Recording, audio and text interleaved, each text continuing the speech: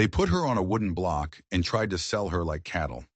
The sun beat down on the Nevada territory, September of 1867, and it was hot enough to bake the devil's bread. But on that dusty auction platform, Clara Brennan felt a cold that had nothing to do with the weather. It was the cold of fear, the kind that seeps into your bones when you realize you're completely, utterly alone. Around her, a crowd of miners and ranchers gathered like buzzards, their faces hard, their eyes harder. They saw a city girl soft and broken, another mouth to feed in a land that didn't have enough to go around. Damaged goods. "Look at her shake," a fat man with tobacco-stained teeth laughed. "Ain't gonna last a week out here." Clara pulled her torn dress tighter. Just 3 days ago, she'd been living a different life, a life with porcelain plates and piano music. Now her father was dead, killed in a wagon accident, leaving her with nothing but his gambling debts. A debt of $300, a debt that had put her, his daughter, up for sale. The auctioneer, a nervous man named Hartwell, wiped sweat from his brow. "Gentlemen," he stammered, "we need to settle the debt. This young lady. She comes with papers. She can read and write." A bearded miner spat on the ground. "What good's reading gonna do me? I need a woman who can cook and mend, not recite poetry." Her stomach twisted. She couldn't cook. She couldn't mend. Her hands had only ever held paintbrushes and books. From the edge of the crowd, a man on a black horse watched her. Jeremiah Slade. He had a gold tooth that flashed when he smiled, a smile that promised nothing but pain. He owned the Red Rose Saloon, a place where girls with empty eyes served drinks and sold what was left of their souls. Clara knew if he bought her, her life was over. She would rather die. But death wasn't an option on the menu today. The auctioneer's voice cracked. "What am I offered for this young woman?" Silence. The only sound was the wind, whispering through the dirt-caked buildings of Calico Junction. Minutes stretched into an eternity. She was worthless. Too skinny, too weak, too educated for this brutal world. She was about to be cast aside, or worse, left to the mercy of the crowd. Just as the last ounce of hope drained from her heart, a voice cut through the air, sharp and clear. "I'll bid $50. Every head turned. Clara squinted, trying to see who had spoken. At the back of the crowd stood a tall shadow of a man, his face hidden by the brim of a wide hat. He was a mystery, a whisper in the wind. But he had just put a price on her life. The question was he buying her freedom, or was he just a different kind of cage? The crowd erupted in murmurs. $50 was real money. You could buy a good horse for that, or supplies to last a month. Who would pay that much for a girl who looked like a strong wind could blow her away? "55, a greasy voice called out. It was Jeremiah Slade. He leaned forward on his black horse, that gold-toothed smile spreading across his face. He was enjoying this, treating her life like a game of cards. Clara's hands began to shake uncontrollably. Anything was better than being owned by Slade. She would serve any master, endure any hardship, to escape the fate she saw waiting for her in his cruel eyes. 75, the first voice said, calm and steady. A few men stepped aside, and Clara got her first real look at the stranger. He was older than Slade, maybe 40, with weathered skin and gray eyes that seemed to see right through her. His clothes were simple but clean, the clothes of a working man. A long white scar ran along his jaw, a testament to a life that had not been easy. He wasn't a knight in shining armor. He was just a man. But there was a quiet strength in his stance that gave her a sliver of hope. 100, Slade countered, his voice a low growl. He was done playing. This was about power now, about showing everyone in Calico Junction that what Jeremiah Slade wants, he gets.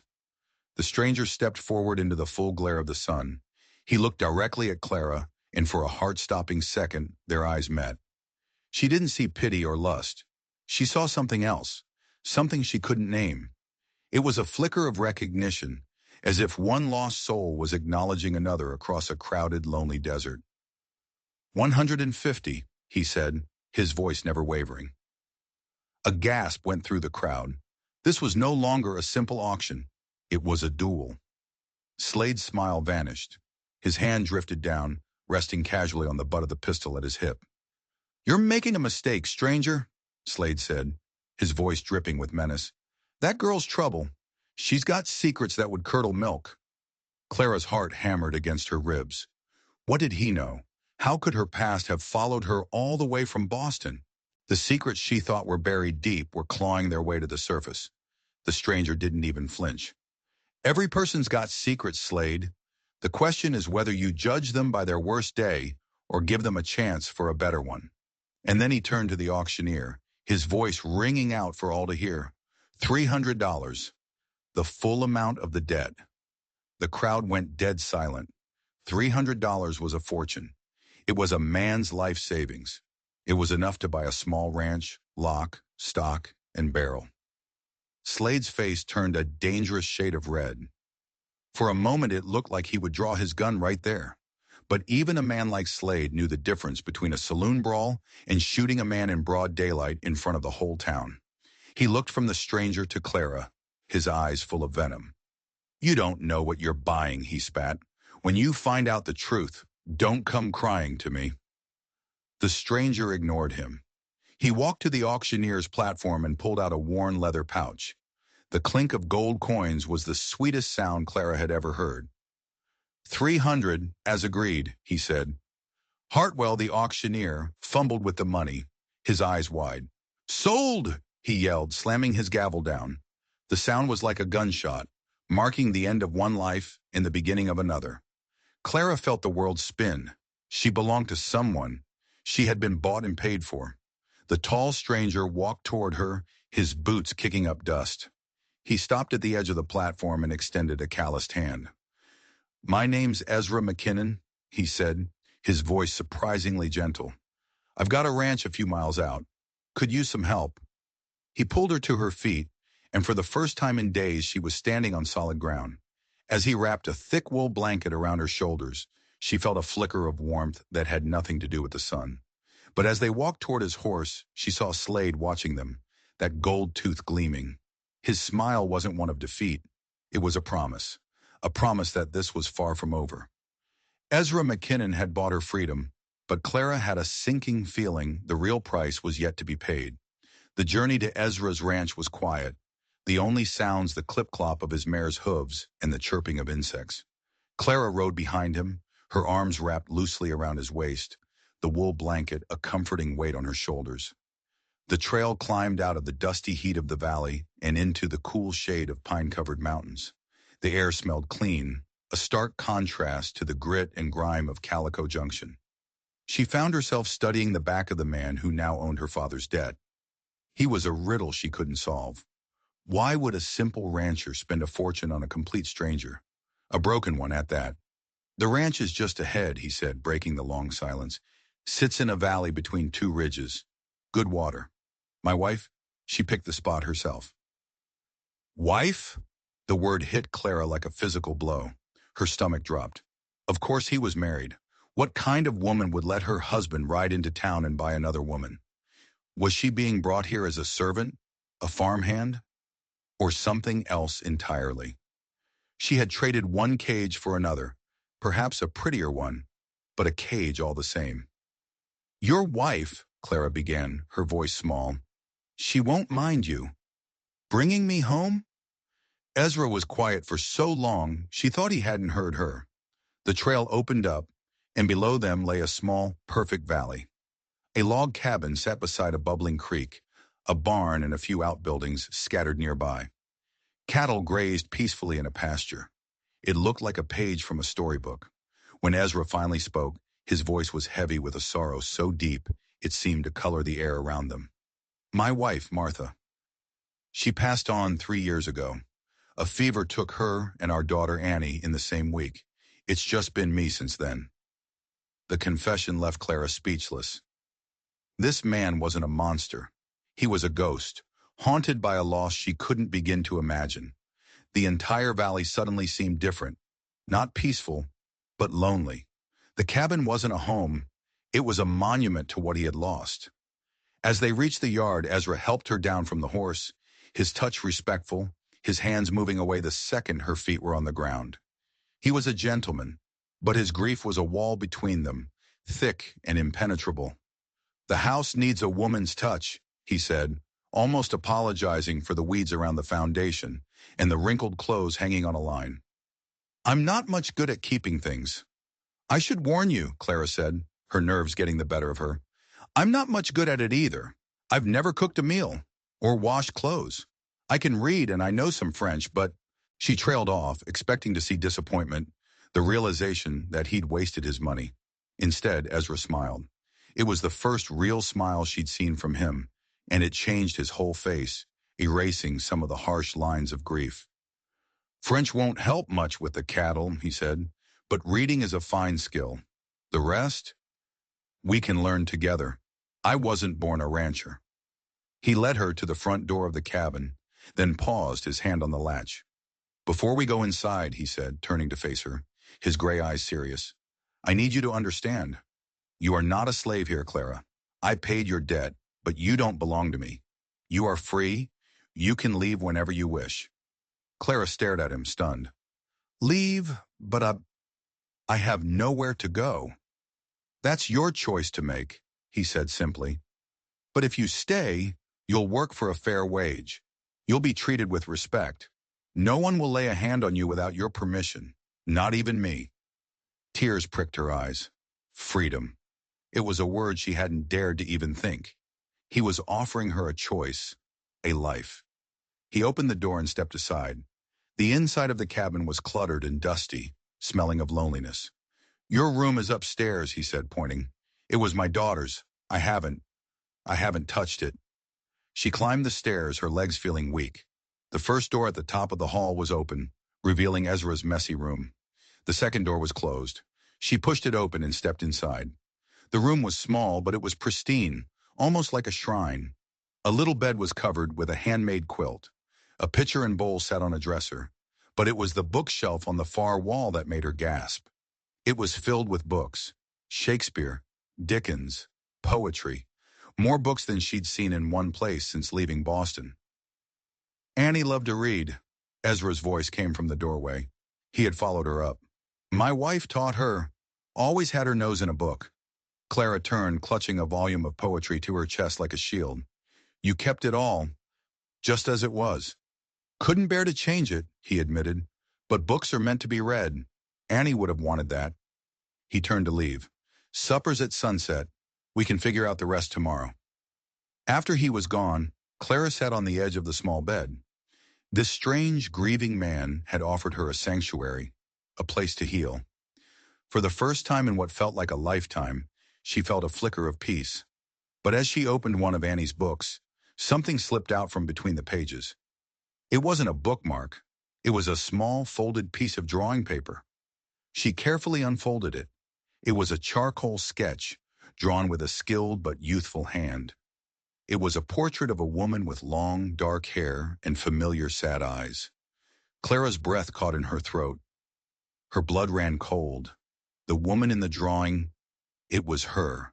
It was her own face, staring back at her from a piece of paper that had been hidden in this room for at least 3 years. Suddenly, Ezra's kindness didn't feel like salvation. It felt like a carefully constructed trap. He hadn't just bought a stranger. He knew exactly who she was. The drawing felt like a hot coal in her hands. It made no sense. How could a picture of her be in this dead girl's room, thousands of miles from Boston, drawn years before she ever set foot in Nevada? Her mind raced, trying to find a logical explanation, but there was none. She looked around the small, neat room. The carefully preserved space no longer felt like a touching memorial. It felt like a stage, set for a play in which she was the unwilling star. Was she just a replacement? A look-alike he'd stumbled upon and bought to fill the void his daughter had left behind? The thought was grotesque, chilling her to the bone. Ezra's profound grief, his quiet kindness, it was all cast in a sinister new light. He hadn't been saving her. He had been acquiring her. She quickly folded the drawing and tucked it back into the book, her hands trembling. She couldn't confront him. Not yet. She had no money, no allies, nowhere to run. She was trapped here, in this beautiful, lonely valley with a man whose motives were now a terrifying mystery. She had to play along, to pretend she was the naive, grateful waif he thought he had purchased. For the next few weeks, she lived on a knife's edge. She learned to cook simple meals, to clean the dusty cabin, to feed the chickens. She worked alongside Ezra, mending fences and tending the small garden, a constant knot of fear in her stomach. He remained the perfect gentleman, never saying an unkind word, never making an improper advance. But now his quiet glances felt like assessments, his sad smiles like a confirmation of her role. He would often watch her read from Annie's books in the evening, a strange, hungry look in his eyes that made her skin crawl. He was waiting, but for what? The answer, she feared, was that he was waiting for her to become Annie. One evening, he came in from the barn holding a small wooden box. "I found this while clearing out the loft," he said, his voice soft. "It was Annie's.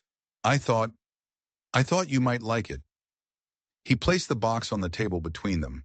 With dread coiling in her gut, Clara opened it. Inside, nestled on a bed of faded velvet, was a silver locket. It was simple but beautiful. She knew without a doubt what she would find inside. She forced her shaking fingers to open the clasp. On one side was a tiny painted portrait of Ezra's late wife, Martha. On the other was a space, empty and waiting. He wanted her to put her picture in it. The silence in the cabin was deafening, broken only by the crackle of the fire. This was a test, a step in his twisted plan to resurrect his dead child. "It's beautiful," she managed to whisper, her throat tight. "She never took it off," Ezra said, his eyes distant, lost in memory. Clara felt a wave of nausea. She couldn't do this. She couldn't become a ghost. But what choice did she have? Refuse, and he might reveal the dangerous obsession lurking beneath his gentle exterior. Before she could respond, a sound from outside shattered the tense moment. The frantic barking of Ezra's dog, followed by a bright, unnatural flicker of orange light against the windows. Ezra was on his feet in an instant. "Fire!" They burst out of the cabin into a scene from hell. The barn, where he stored his entire winter supply of hay, was engulfed in flames. Orange tongues of fire licked at the night sky, sending a column of black smoke billowing into the air. But as Ezra sprinted for the water buckets, Clara saw something that made her blood freeze. The fire wasn't centered on the main barn. The fiercest part of the blaze was coming from the loft. The very loft where Ezra had just been, the loft where he kept all of Annie's and Martha's remaining possessions stored away in trunks. Someone had set this fire, and they had targeted the one place that held the heart of Ezra's memories. As neighbors who had seen the smoke arrived to help form a bucket brigade, Clara worked in a daze, her mind reeling. This wasn't random. It was a message. Was it Slade? Was this his promised revenge, an attack on the thing Ezra held most dear? Or was it something else? Something connected to the impossible drawing of her face? As they fought the blaze, a section of the loft roof collapsed with a deafening roar, sending a shower of sparks into the air. Through the new opening, Clara could see straight into the heart of the inferno. And she saw Ezra. He had ignored the main fire and climbed a rickety ladder to the loft, heedless of the flames. He wasn't trying to save saddles or tools. He was frantically throwing a large metal-bound trunk out of the loft door just seconds before the floor gave way. He had risked his life, not for the ranch, not for their livelihood, but for a trunk full of a dead woman's belongings. He stumbled away from the collapsing structure, his face black with soot, his hands burned, clutching the rescued trunk. He didn't even seem to notice the rest of the barn turning to ash. He had saved what was important to him. Later that night, as the exhausted neighbors left and the barn smoldered under the stars, Clara found him sitting by the creek, gently wiping soot from the saved trunk.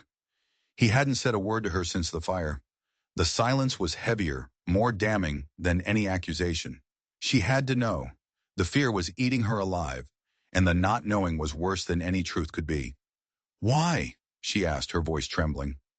"Why risk your life for that, and not the hay we need to survive the winter?"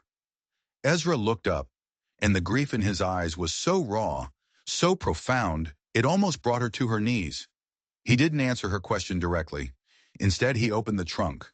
It was filled with letters, dresses, a child's toys, and a leather-bound sketchbook. He pulled out the sketchbook and opened it to a page in the middle. He handed it to her without a word.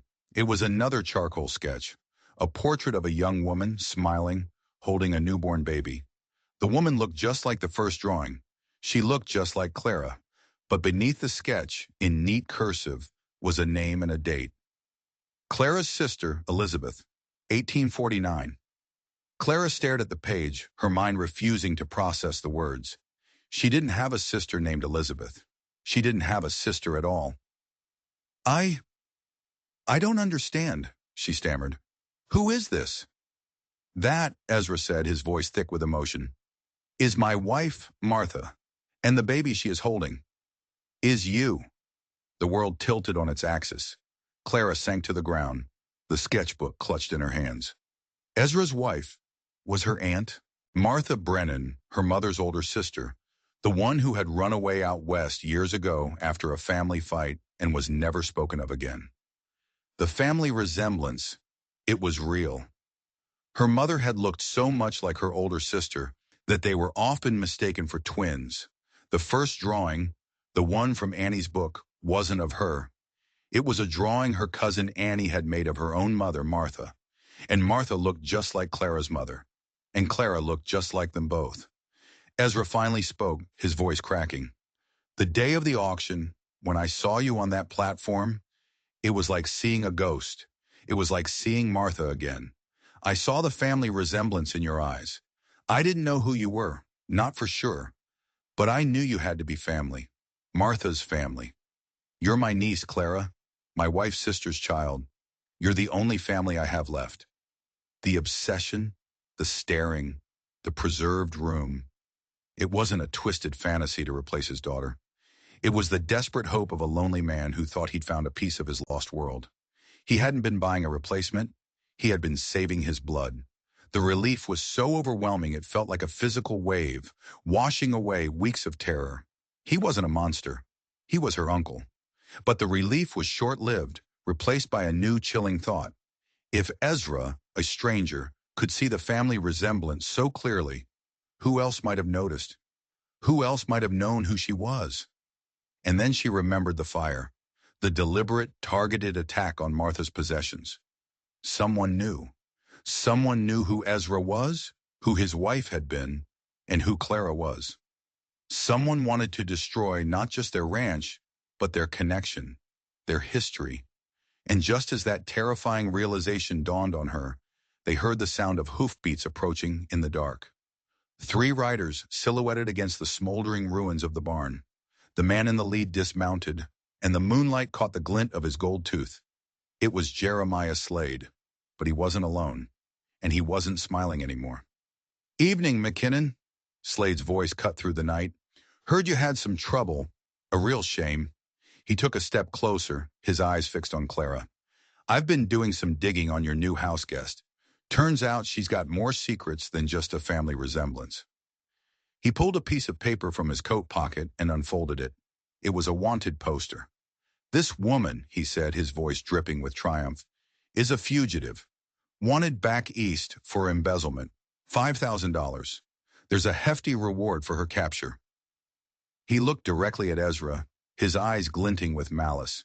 You didn't buy a niece, McKinnon. You bought a criminal. And now the law has come to collect. The wanted poster felt like a death sentence. Her face, roughly sketched, stared back at her from the paper in Slade's hand. The name beneath it wasn't hers, but one of the aliases she and her father had used. The charge was embezzlement. The reward was substantial. It was all a lie, a web of deceit spun by her former fiancé, Charles Whitman. But it looked damningly real. Slade had found the one weapon that could destroy her completely. She's not going anywhere with you, Ezra said, stepping in front of Clara. His voice was low and steady, but she could see the tension in his shoulders. He had just found his only living family, and now this. Slade laughed, a harsh, ugly sound. It's not up to you, McKinnon. This is official business. I'm just a concerned citizen, helping the law. The real federal marshals will be here by morning to take her into custody. I sent a rider to Carson City the moment I got this. He waved the poster like a victory flag. You've been harboring a fugitive. That's a crime in itself. You could lose everything. This ranch, your freedom. He was trying to poison Ezra, to turn him against her with fear, to make him choose between his ranch and his newfound niece. For a moment, Clara saw a flicker of doubt in Ezra's eyes. How could he not doubt? He had only just learned who she was, and now he was being told she was a dangerous thief. She had to tell him the truth. All of it, before Slade could twist it any further. "He's lying," Clara said, her voice stronger than she felt. "The man who accused me, Charles Whitman, he was the real thief. I discovered what he was doing, and he framed me to save himself. My father and I, we had to run." "A likely story," Slade sneered. "Tell it to the judge, if you live long enough to see one." The threat hung in the air, cold and sharp. Slade wasn't just interested in the reward money. This was personal. This was his revenge for the humiliation at the auction. He wanted to see her dragged away in chains, and Ezra ruined for defending her. He and his men mounted their horses, their mission accomplished. They had planted the seeds of fear and doubt. Now they would just wait for the law to do the rest. "You have until dawn, McKinnon," Slade called back as they rode away. "Give her up, and maybe they'll go easy on you." The silence they left behind was filled with the crackle of the dying fire and 1,000 unspoken questions. Ezra turned to her, his face grim in the moonlight. The joy of their discovery was gone, replaced by a terrible burden. "Is it true?" he asked, his voice heavy. "Are you wanted by the law?" Clara could only nod, tears streaming down her face. "Yes, but I'm innocent, Ezra. I swear it." She told him everything. The story poured out of her about Charles, his charm that concealed a heart of pure greed, the stolen money from his father's bank, her discovery, and the swift, brutal way he had turned the tables on her, using his family's power and influence to paint her as the villain. She told him about their flight from Boston, the shame, the fear, and her father's desperate hope to start over in the West, a hope that had died with him on a dusty road. When she finished, she stood before him, stripped bare of all her secrets, expecting to see accusation, or worse, pity. Instead, he reached out and took the sketchbook from her trembling hands. He looked down at the drawing of his wife, then back at Clara. "You have your mother's eyes," he said softly, "and your aunt's courage. I believe you." Just 2 words, "I believe you." They were the most powerful words she had ever heard. They were a shield against Slade's venom and a balm for her wounded soul. But belief wouldn't stop the federal marshals. "They'll be here at dawn," she whispered, the reality of her situation crashing down on her. "They'll take me back." "No," Ezra said, his jaw set with a new hard resolve. "They won't. This is our home. We don't run from it. We defend it." He looked toward the mountains, a thoughtful, calculating expression on his face. "This land, it has its own rules, and sometimes you have to fight fire with fire." As the first hint of gray light touched the eastern sky, a rider appeared on the ridge, not from the direction of town but from the north. It was one of their neighbors, a grizzled old rancher named Tom Bradley, the same man who had helped fight the fire. He rode hard, his horse lathered in sweat. "Ezra!" he shouted as he galloped into the yard. "3 men rode past my place an hour ago, headed this way. They're wearing federal badges." The marshals were early. They must have ridden through the night. Clara's heart seized with panic. It was over. There was no time to plan, no time to run. But Tom wasn't finished. He swung down from his horse, his face creased with concern. "Something ain't right about him, Ezra. I've seen my share of lawmen. These fellas, they ride like hired guns, not marshals. And the one in the lead, I've seen him before. He used to work for a mining baron up north, a man known for hiring muscle to solve his problems." Ezra and Clara exchanged a look. Hired guns, not real lawmen. The pieces started to click into place. Charles Whitman wasn't just relying on the law. He was a rich man's son. He wouldn't wait for the slow grind of justice. He would take matters into his own hands. He had hired these men to pose as marshals, to use the color of law to snatch her, to drag her back to Boston outside of any legal process, or more likely, to make sure she never made it back at all. This wasn't an arrest. It was a kidnapping, an assassination plot disguised as official business. "They'll expect us to be scared," Ezra said, his mind working fast. "They'll expect you to surrender. We're not going to do what they expect. He grabbed his rifle from beside the cabin door. Tom, ride back to your place. Grab your sons. Circle around behind the ridge. Stay out of sight until you hear my signal. Tom nodded and was gone in a cloud of dust. Ezra turned to Clara. Can you shoot? I've never even held a gun before, she said, her voice shaking. He pushed the rifle into her hands. It was heavy, terrifying. You're going to learn fast, he said. Get behind that wood pile. Don't show yourself, and don't shoot unless you have to. But if you have to, you shoot to stop them. The plan was insane. It was desperate. They were going to face down 3 armed killers, pretending to be the law. As the sun crested the mountains, the 3 riders appeared at the far end of the valley. They rode slowly, confidently, like men who believed they held all the cards. They were riding into a trap. But it was a trap set by an old rancher and a terrified girl who had never fired a gun in her life. The odds were impossible, but it was the only chance she had. The 3 riders entered the yard, their horses kicking up dust that swirled in the morning light. The leader, a tall man with cold, dead eyes and a silver star pinned to his coat, reined in his horse. Ezra McKinnon, he called out, his voice flat and devoid of emotion. We're U.S. Marshals. We have a warrant for the arrest of a fugitive known as Clara Brennan. We have reason to believe you're harboring her. Send her out now. Ezra stepped out of the cabin, his own rifle held loosely in his hands, pointing at the ground. He looked calm, but Clara, watching from behind the woodpile, could see the coiled tension in his body. A warrant, you say? Ezra said, his voice casual. I'd like to see it. The leader's eyes narrowed. This wasn't going as planned. They expected fear, compliance, not defiance.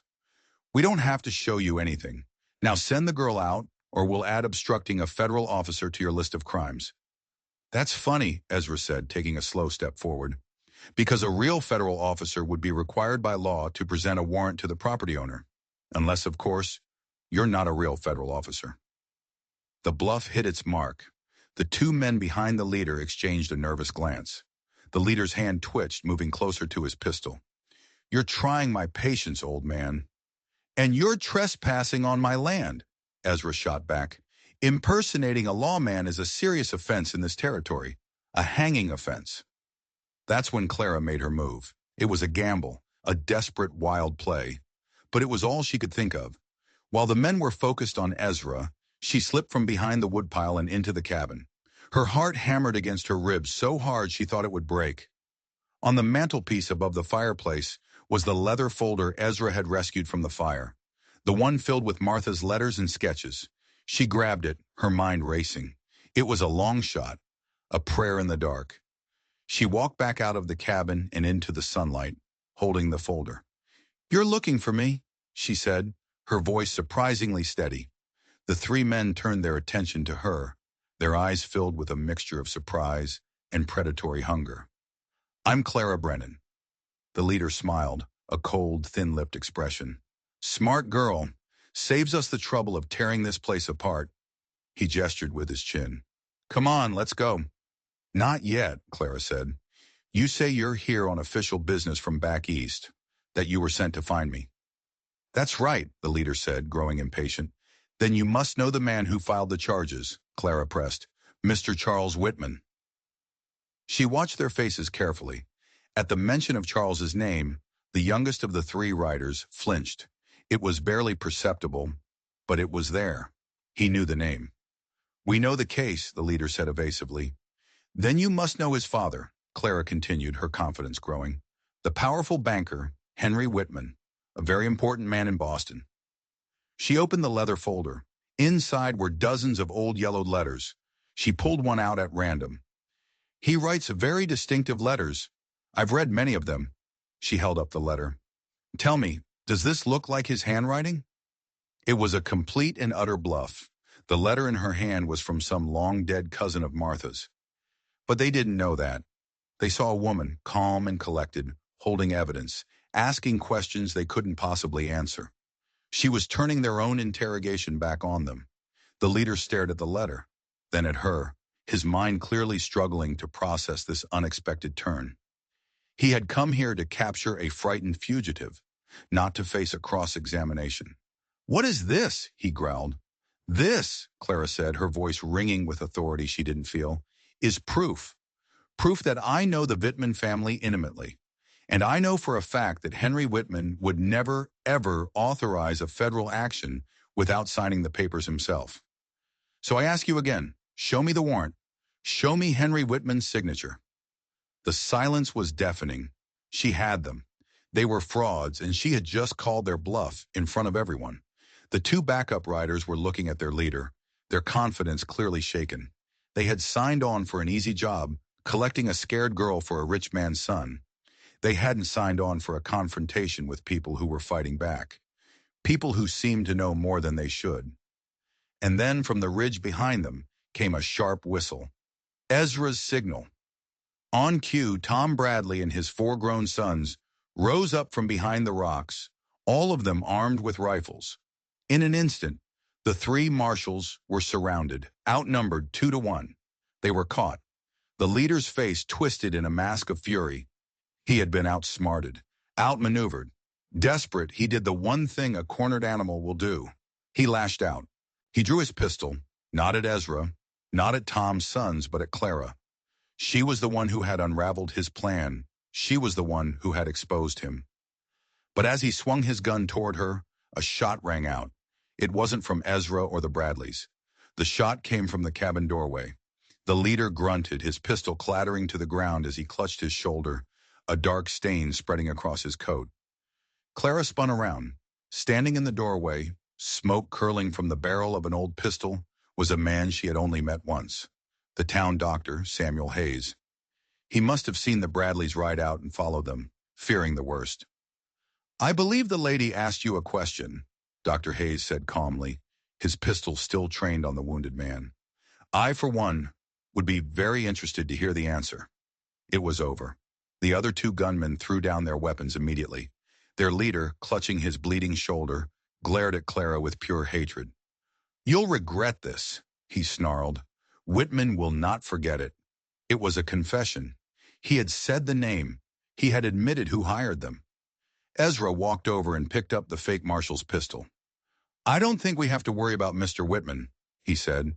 He looked at Clara, and in his eyes she saw not just love, but a profound, unshakable respect. "I think his troubles are just beginning." The wedding dress was the color of fresh cream, its silk whispering promises as it lay across the bed in Annie's old room. 6 months had passed. 6 months since the fake marshals had been tied up and delivered to the real authorities in Carson City. Their confession, coupled with a long, detailed letter Dr. Hayes helped Clara write to a judge he knew back in Boston, had set in motion a chain of events that had completely exonerated her. An investigation into the Whitman Bank had uncovered Charles's years of theft. He was the one in prison now, his family's name ruined. The wanted poster with Clara's face on it was now just a bad memory. A knock on the door broke her reverie. "Come in," she called, expecting it to be one of the neighbor women helping with the preparations. The door opened, but the woman who entered was a stranger. She was elegantly dressed in city clothes that looked out of place on a Nevada ranch. Her hair was streaked with gray, and her face was lined with a sorrow that looked all too familiar. There was something in her eyes, a flicker of recognition, but Clara couldn't place it. "Miss Brennan," the woman said, her voice soft but cultured. "My name is Margaret Whitman. I am Charles's mother." Clara felt the air leave her lungs. The mother of the man who had tried to destroy her was standing in her bedroom, the day before her wedding. It felt like a ghost had risen from the grave of her past. Instinctively, she backed away, her hand flying to her throat. "Please don't be afraid," Margaret said, her eyes welling with tears. "I haven't come to cause more pain. I've come. I've come to ask for your forgiveness." Forgiveness? The word seemed alien. Clara sank onto the edge of the bed, her legs suddenly unable to hold her. Margaret stepped further into the room, her gaze falling on the wedding dress. "When the truth about Charles came out, about what he did to the bank and what he did to you, it broke our family. My husband. He never recovered from the shock. He passed away 2 months ago." She clutched the small handbag in her hands. "Before he died, he made me promise I would find you, that I would make things right." "Make things right?" Clara whispered. "How?" "My son destroyed your name. Your life, Margaret said, her voice shaking with shame. We used our influence to hurt you, and it is only right that we use what's left of it to heal. She opened her handbag and pulled out a thick, official-looking envelope. This is a full pardon, signed by the governor of Massachusetts. It clears your name completely, legally, forever. She placed it gently on the bed beside the dress. Next, she pulled out a leather-bound bank book. This is a draft for $10,000. $5,000 to repay the reward money that was falsely placed on you, and $5,000 for the pain and suffering my son caused. It is a pittance, I know, but it is a start. Clara stared at the documents, at the numbers in the bank book. It was more money than she had ever seen. It was freedom. It was security. It was a life without looking over her shoulder. But it was Margaret's next words that truly shattered her defenses. Charles stole from dozens of working-class families, Margaret said, her eyes meeting Clara's. People who trusted our bank with their life savings. The courts will handle some of it, but it will take years. I want to make it right now, but I am just one woman. I don't know who to trust. She took a deep breath. I came here to ask for your help, Clara, to help me find a way to repay the people my son wronged, to help me restore some small piece of the honor he destroyed. She wasn't just apologizing. She was offering Clara power, the power to deliver justice, to right the wrongs that had been done not just to her, but to so many others. It was an act of profound trust, of incredible humility. From outside, she could hear Ezra's warm laugh as he directed some of the neighbors who were setting up tables for the wedding feast. The whole town would be there tomorrow. The same people who had once watched her on an auction block were now coming to celebrate her marriage, her new life. Clara looked from the pardon to the bank book, then at the tear-streaked face of the woman before her. She had come to the West with nothing, a fugitive running from lies. Now she was being offered a fortune, a clear name, and a chance to be an agent of justice herself. She stood up and walked to Margaret Whitman. She didn't take the bank book or the pardon. Instead, she took the older woman's hands in her own. I don't want your money for myself, Clara said, her voice clear and strong. But I will help you. We will help you. We will find every family he stole from, and we will make them whole. A year ago, she had been sold for $300. A stranger had bid his life savings on a flicker of hope, on a family resemblance he saw in a desperate girl's eyes. He had bought her freedom, but what they had built together in this small cabin, in this quiet valley, was something that could never be bought or sold. It was a love forged in fire and truth, a partnership built on trust and courage. As the sun began to set, painting the mountains in hues of rose and gold, Clara knew her story wasn't about being a victim who was rescued. It was about a woman who, with the help of good people, found the strength to rescue herself. Tomorrow she would walk toward her future, not as the girl who was bought, but as the woman who had fought for her own worth, and in doing so, had found a life more valuable than all the gold in Nevada. If you believe that the darkest past can lead to the brightest futures, and that one person's courage can change the world, do me a favor and hit that subscribe button. Because true stories of justice and second chances are the ones that deserve to be told.